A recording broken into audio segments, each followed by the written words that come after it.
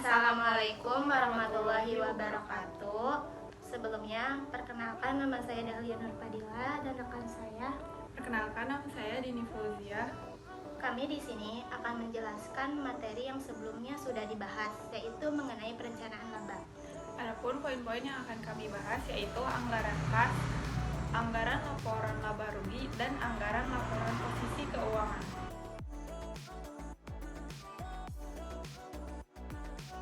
Mengenai anggaran kas itu adalah prediksi aliran keluar masuknya uang yang direncanakan perusahaan dalam periode waktu tertentu. Anggaran kas terdiri atas 4 bagian umum, diantaranya yaitu yang pertama, bagian penerimaan, yang kedua itu bagian pengeluaran, dan ketiga itu bagian kelebihan dan kekurangan kas, dan terakhir yaitu yang keempat yaitu bagian pendanaan. Mengenai bagian penerimaan, biasanya bagian penerimaan ini terdiri atas seluruh arus kas masuk, kecuali pendanaan, yang perkiraannya selama periode anggaran. Nah, sumber penerimaan dari arus kas masuk ini biasanya dari hasil penjualan produk, lalu penagihan piutang dari hasil penjualan kredit, dan penjualan aktiva tetap yang masih ada. Mengenai bagian pengeluaran kas, biasanya terdiri atas seluruh pembayaran kas yang direncanakan selama periode anggaran. Nah, pembayaran kas ini mencakup untuk pembelian bahan mentah, pembayaran tenaga kerja langsung, overhead pabrik, dan lain sebagainya. Mengenai bagian kelebihan atau kekurangan kas, kita dapat menghitungnya sebagai berikut. Bisa dilihat di halaman 401 bukunya Garrison. Di situ terdapat ketika ingin mengetahui perusahaan tersebut mengalami kelebihan atau kekurangan kas, kita dapat menghitungnya sebagai berikut. Pertama, saldo awal kas. Ketika saldo awal kas ditambah dengan penerimaan, maka menjadi total kas yang tersedia. Lalu dikurangi pengeluaran. Nah, hasilnya itu kita ketahui bisa menjadi kelebihan atau kekurangan di atas pengeluaran.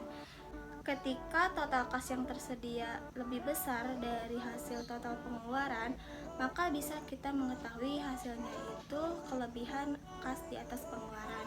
Tetapi jika total kas yang tersedia lebih kecil dari total pengeluaran, maka hasilnya akan menunjukkan bahwa perusahaan tersebut mengalami kekurangan kas di atas pengeluaran.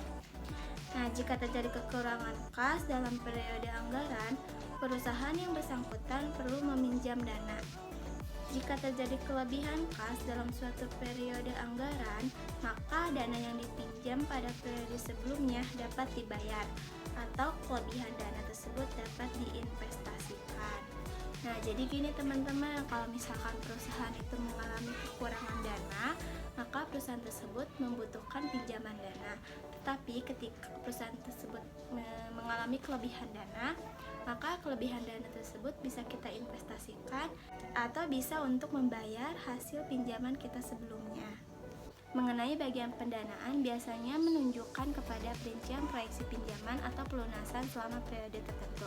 Maksud dari proyeksi pinjaman dan pelunasan ini, kita bisa mengetahui hasil dari kelebihan atau kekurangan kas. Ketika terjadi kekurangan kas, maka perusahaan tersebut membutuhkan dana. Tetapi ketika terjadi kelebihan kas, maka kelebihan tersebut bisa kita investasikan atau bisa untuk membayar hasil pinjaman kita sebelumnya. Setelah kita mengetahui apa itu anggaran kas, dan di dalam anggaran kas itu terdapat 4 bagian umum, bagian penerimaan, pengeluaran, kelebihan dan kekurangan kas, dan pendanaan, disinilah kita baru bisa menyusun anggaran kas. Nah, di sini Layarigiano telah menyusun anggaran kas kuartalan untuk Hampton Freeze. Nah, data-datanya ini kita bisa ambil dari hasil schedule 1-7 yang sebelumnya sudah dibahas oleh kelompok sebelumnya. Nah, di sini kita bisa melihat hasil dari anggaran kas ini yaitu di schedule 8. Saya akan lampirkan schedule 8 ini di tampilan sebelumnya. Dan ada pula tambahan-tambahan yang disertakan untuk membuat atau menyusun anggaran kas.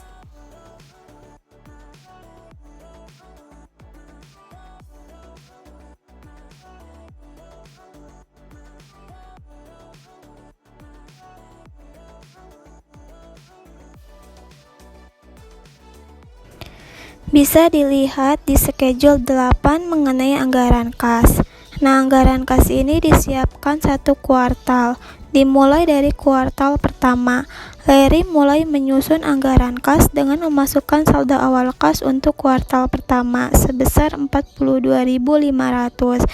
Angka ini didapat dari hasil tambahan untuk menyusun anggaran kas. Selanjutnya ditambah penerimaan hasil dari penagihan dari pelanggan yang totalnya itu 230.000.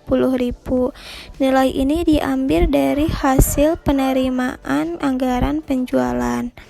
Nah, ketika saldo awal kas ditambah penerimaan dari penagihan pelanggan, total kas yang tersedia yaitu senilai 272.500. Lalu dikurangi pengeluaran. Total pengeluaran di sini untuk kuartal 1 yaitu totalnya senilai 366.500. Nilai ini bisa kita ambil atau bisa kita dapatkan dari hasil schedule 3 yaitu mengenai bahan langsung yang nilainya itu sebesar 49.500. Yang kedua, schedule 4 mengenai tenaga kerja langsung yang nilainya itu 84.000. Yang ketiga yaitu diambil dari schedule 5 mengenai overhead pabrik yang nilainya itu 68.000. Yang kelima yaitu diambil dari schedule 7 mengenai penjualan dan administrasi yang nilainya itu senilai 107.000. Lalu ada tambahan untuk menyusun anggaran yaitu adanya pembelian peralatan untuk kuartal 1 yaitu nilainya 50.000. Dan ada juga pembagian dividen yang setiap kuartalnya dibagi sebesar 8.000. Maka ketika ditotalkan nilainya total pengeluaran sebesar 366.500. Setelah kita mengetahui total kas yang tersedia dan total pengeluaran, maka ketika dihitung, kita akan mengetahui bahwa perusahaan tersebut mengalami kelebihan atau kekurangan kas.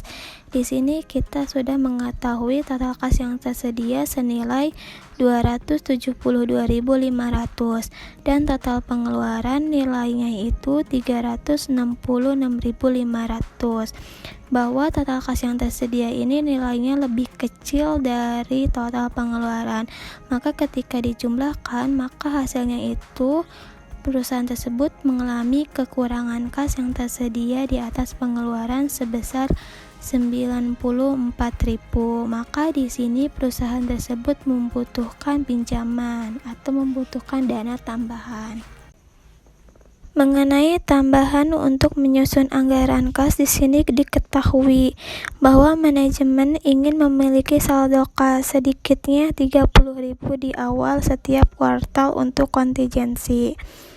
Yang artinya manajemen menginginkan saldo awal kas sekurang-kurangnya 30.000 untuk kuartal kedua. Maka di sini perusahaan perlu meminjam dana sebesar 124.000. Nah, nilai 124.000 ini bisa kita dapatkan dengan memasukkan saldo akhir kas yang diinginkannya itu sebesar 30.000, yaitu karena tadi manajemen ingin memiliki saldo kas sedikitnya 30.000. Nah, di sini ditambah kekurangan kas yang tersedia di atas pengeluaran sebesar 94.000, maka pinjaman yang dibutuhkan sebesar 124.000. Dan ingat teman-teman bahwa di sini persyaratan bank mengenai pinjaman dibuat dalam kelipatan 10.000, yang artinya ketika membutuhkan pinjaman sedikitnya 124.000, di sini harus meminjam 130.000 karena kelipatan tadi. Jadi pinjaman yang dibutuhkan untuk kuartal 1 yaitu sebesar 130.000. Untuk mengetahui saldo akhir kas, kita bisa dapat menghitungnya dengan cara nilai kekurangan kas yang tersedia di atas pengeluaran sebesar 94.000 ditambah dengan pinjaman di awal kuartal pertama yaitu sebesar 130.000. Hasilnya yaitu 36.000 untuk saldo akhir kas kuartal pertama. Untuk kuartal 2, saldo awal kasnya itu kita ambil dari saldo akhir kas kuartal 1 sebesar 36.000, lalu ditambah penerimaan dari penagihan pelanggan sebesar 480.000, yang total kas yang tersedianya senilai 516.000. Di sini dikurangi total pengeluaran sebesar 552.100, yang artinya total kas yang tersedia lebih kecil dari total pengeluaran. Maka perusahaan tersebut mengalami kekurangan kas yang tersedia di atas pengeluaran sebesar 36.100. Untuk kuartal 2, perusahaan perlu meminjam dana karena mengalami kekurangan kas. Di sini perusahaan perlu meminjam sebesar 70.000. 70.000 ini didapat dari saldo akhir kas yang diinginkan sebesar 30.000, yang tadi di mana manajemen ingin memiliki saldo kas sedikitnya 30.000, dan ditambah kekurangan kas yang tersedia di atas pengeluaran sebesar 36.100. Lalu pinjaman yang dibutuhkan sedikitnya yaitu 66.100. Nah, ingat di sini bahwa bank menginginkan pinjaman dibuat dalam kelipatan 10.000. Oleh karena itu, ketika harus meminjam sedikitnya Rp66.100 pada awal kuartal kedua, tetapi harus menjadi 70.000 karena tadi kelipatannya harus 10.000. Dan untuk saldo akhir kas kuartal 2 yaitu nilainya sebesar 33.900.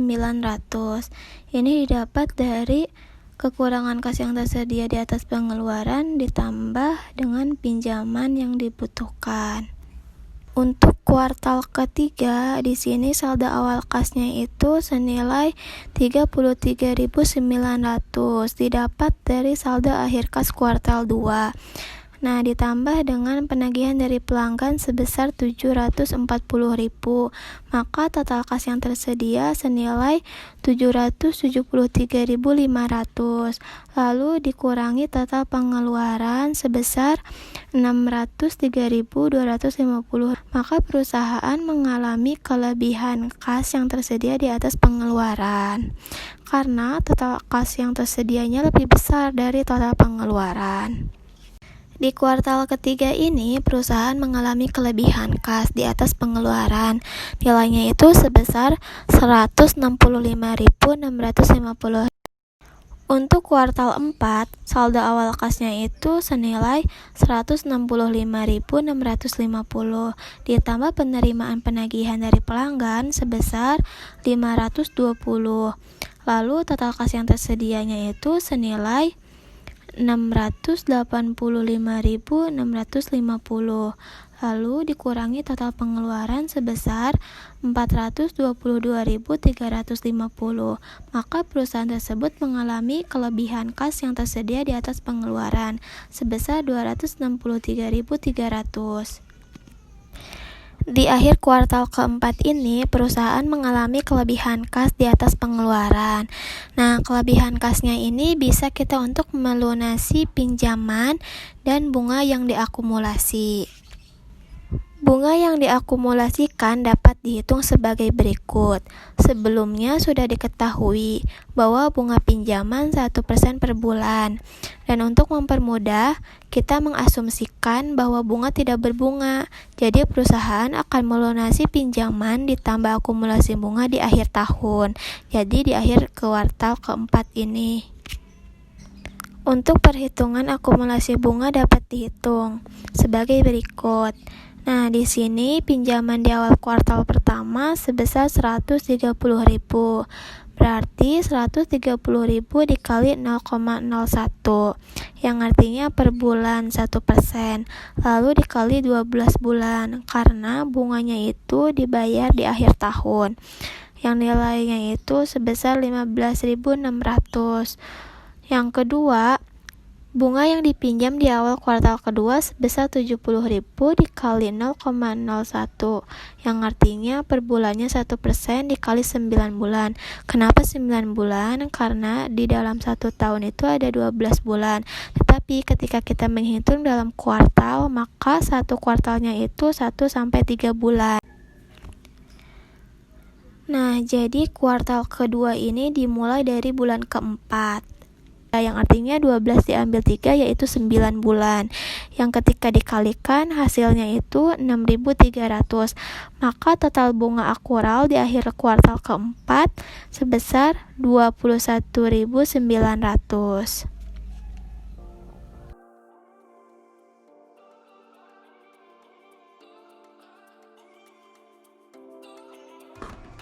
Anggaran laba rugi. Anggaran laba rugi merupakan rencana laba atau rugi yang akan diperoleh dari anggaran penjualan, produksi, beban operasional dalam satu periode anggaran.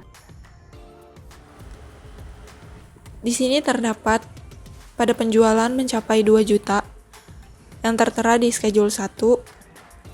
Selanjutnya ada harga pokok penjualan yang tertera di schedule 1 dan schedule 6 sebanyak 1.300.000. 1.300.000 ini terdapat dari 100.000 kotak yang diproduksi dikali $13 per kotaknya. Maka hasil penjualan dikurangi harga pokok penjualan menjadi 700.000. Lalu selanjutnya ada beban penjualan dan administrasi yang kita dapatkan dari schedule 7 sebanyak 576.000. Maka dikurang 700 dikurangi 576 menghasilkan 124.000 dan itu menjadi laba operasi neto. Lalu laba operasi neto ini kita kurangkan dengan beban bunga yang ada pada schedule 8 sebanyak 21.900 dan menghasilkan laba neto sebanyak 102.100.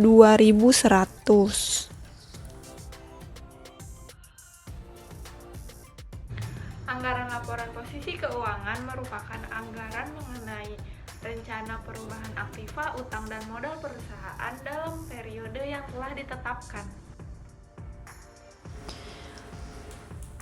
Di sini terdapat data anggaran laporan posisi keuangan Hampton Freeze.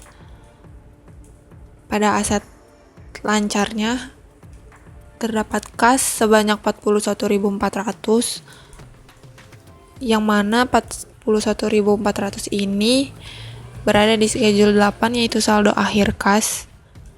Selanjutnya ada piutang usaha 120.000 yaitu 30% dari penjualan kuartal 4 sebanyak 400.000. Jadi 30% dari 40.000 yaitu 120.000. Persediaan bahan mentah dari schedule 3, persediaan bahan baku akhir sebesar 22.500 pon dikali 0,20 yang menghasilkan 4.500. Persediaan barang jadi 39.000 diambil dari schedule 6. Maka seluruh aset lancar memiliki total 204.900. Selanjutnya ada aset tetap yaitu tanah sebanyak 80.000. Tidak ada perubahan di laporan posisi keuangan per 31 Desember 2011 karena tanah merupakan aset tetap. Bangunan dan peralatan 830.000. Laporan posisi keuangan per 31 Desember 2011 pabrik dan peralatan 700.000. Selama 2012 130.000. Adalah tambahan peralatan yang akan dibeli pada schedule 8 sehingga saldo per 31 Desember menjadi 830.000. Dikurangi akumulasi depresiasi sebanyak 392.000 yang mana 392.000 ini dari hasil 292.000 yaitu saldo depresiasi 31 Desember 2011 dan selama tahun 2012 yaitu 100.000. Yang mana 60.000 di schedule 5 dan 40.000 di schedule 7. Maka seluruh total aset tetap yaitu 518.000 dan dijumlah dengan total aset lancar 204.900 dan menghasilkan total aset 722.900. Liabilitas dan ekuitas pemegang saham, liabilitas lancar utang usaha atau bahan mentah sebanyak 27.900, setengah pembelian dari bahan baku di kuartal 4 dari schedule 3. Ekuitas pemegang saham yaitu saham biasa tanpa nilai pari 175.000. Tidak ada perubahan di laporan posisi keuangan per 31 Desember 2011. Saldo laba yaitu 520.000. Di mana saldo laba ini kita dapat dari saldo 31 Desember 2011 sebanyak 449.900 ditambah laba neto yang ada pada schedule 9 102.100 yang hasilnya 552.000. Lalu dikurang dividen yang akan dibayar sebanyak 32.000, hasilnya adalah 520.000. Maka total ekuitas pemegang saham yaitu 695.000. Dan dijumlah dengan total aset, maka total liabilitas dan ekuitas pemegang saham yaitu 722.900.